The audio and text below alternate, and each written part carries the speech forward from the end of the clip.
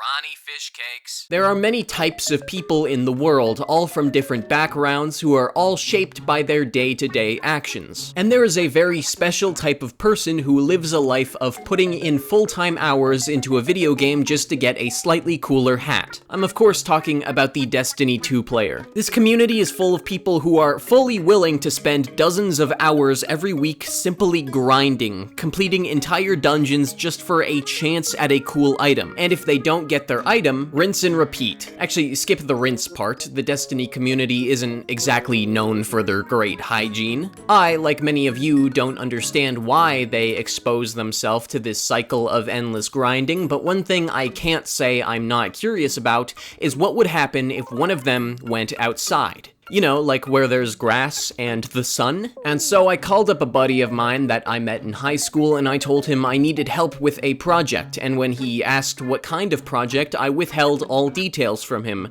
and for some reason, he still decided to meet up. Now, before I show you the results of the experiment, I'm gonna first let you in on exactly what kind of player we're dealing with here. I asked our test subject for a brief summary of how far into Destiny he is, and he said he's waiting for more content to be added because he finished everything else. He states that he has felled multiple gods, a spider trying to become a god, armies of disciples of gods, and the god of lies. To put this into perspective for us non-Destiny heads, I asked him how many hours he had in-game, to which he responded 1,977 hours, aka 82 days of Destiny, and by the time this video comes out, it will be more, I promise you that. So yeah, odds are he's probably never even heard of grass, so as far as my prediction goes for how he'll react, I think he'll seize up at the sight of grass and I'll have to call an ambulance. On the day of the introduction, he arrived eager to finally learn what this video was actually about, but I was unable to disclose this information quite yet. As we walked to a random park, I filmed the ground and the surrounding area for this background footage. I'm gonna film the sun, that'll be good footage. Hell yeah, blind your viewers. And I began to think about how weird of a scenario this is, bringing someone to a park and saying, "Look, it's grass." That is something that would make absolutely zero sense in any other context than showing a hardcore gamer what outside looks like. When we got to the park, there was a great amount of impatience being displayed. Are we there yet? I mean, we're at the park. Are we there yet? Yeah, man. Are we at the big reveal yet? But it was finally time for the big reveal. Why did you bring me here? Okay. Yeah. I would like to introduce you to grass.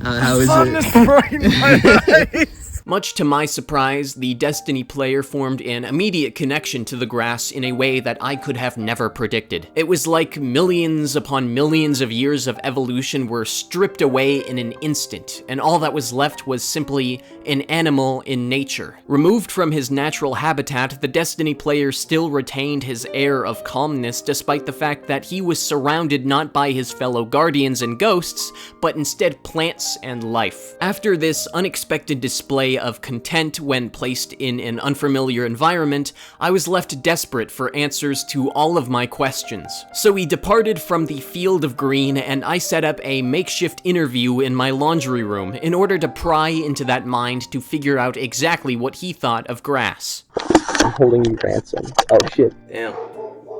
The dog, that's gonna be ambience. That's fine, yeah. Alright. You've got me in the ransom basement, we're good.